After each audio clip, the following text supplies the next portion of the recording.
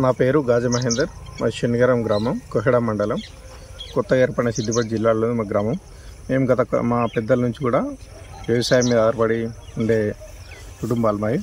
అయితే ఈ మధ్యలో ఉన్న రసాయనిక ఎరువుల ప్రభావం వల్ల సేంద్రియ వ్యవసాయం ఎలా చేయాలి, ఏ విధంగా చేస్తే బాగుంటుంది, దాని గురించి బాగా యూట్యూబ్లో కానీ ఇంకా బయట కానీ శాస్త్రవేత్తల దగ్గర తెలుసుకొని దాని గురించి చేయడం జరిగింది. జీవామృతం ఎలా ఉపయోగించుకోవాలి, జీవామృతం ఎలా తయారు చేసుకోవాలి, ఎన్ని రకాలని తెలుసుకున్నాం. మేము కూడా ఈ మధ్యలో జీవామృతం తయారు చేసి పంటలపై ఉపయోగించుకొని సేంద్రియ వ్యవసాయం చేస్తున్నాం.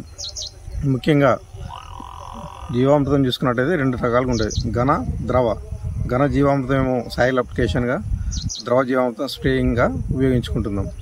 మాకున్న సొంత పశువులతోని ఆవు మూత్రం, నాటావులు, ముఖ్యంగా నాటావుల మూత్రంలో కొన్ని రకాల ఆకులైన తక్కలాకు, శనగపిండి లాంటివి మగ్గబెట్టుకొని దాన్ని స్ప్రే చేసుకోవడం వల్ల మంచి దిగుబడి పొందుతున్నాం. పురుగులు ఆశించకుండా చాలా బాగా రిజల్ట్ ఉంటుంది మాకు.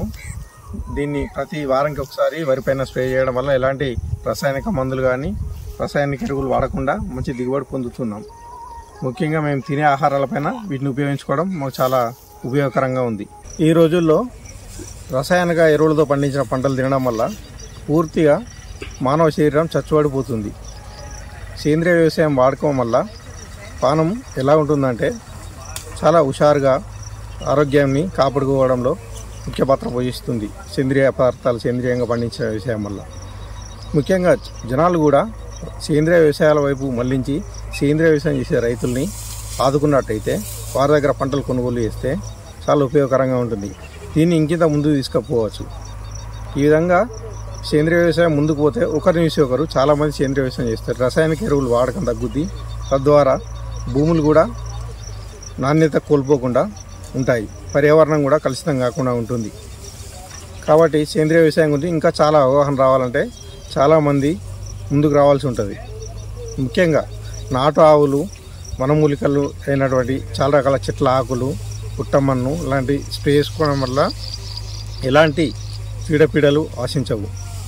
పంట నాణ్యత ఈరోజు ఎట్లా ఉందంటే రసాయనిక ఎరువుల పండించిన పంట తినేది ఒక వ్యక్తి ఒక రోజులో ఒక 500 గ్రాముల ఆహార పదార్థాలు వినియోగించుకుంటున్నారంటే సేంద్రియ వ్యవసాయంలో ఉపయోగించుకుంది అది 250 గ్రాములు తిన్నా చాలు, అంతకంటే ఎక్కువ ఎనర్జీ వస్తుంది. ఆ విధంగా ఒకప్పుడు మానవులు చాలా పుష్టిగా ఉండేవారు, ఇప్పుడు చాలా డెలికేట్ తయారైపోయారు. ఇది చాలా వరకు జనాలకి అవగాహన లేక చాలామంది అనారోగ్య సమస్యలకు బారిన పడుతున్నారు. ఈ విధంగా రసాయనిక ఎరువులు తగ్గించుకోవడంలో చాలామంది ముందుకు వచ్చి సేంద్రియ వ్యవసాయం చేయాల్సిందిగా కోరుకుంటున్నాం.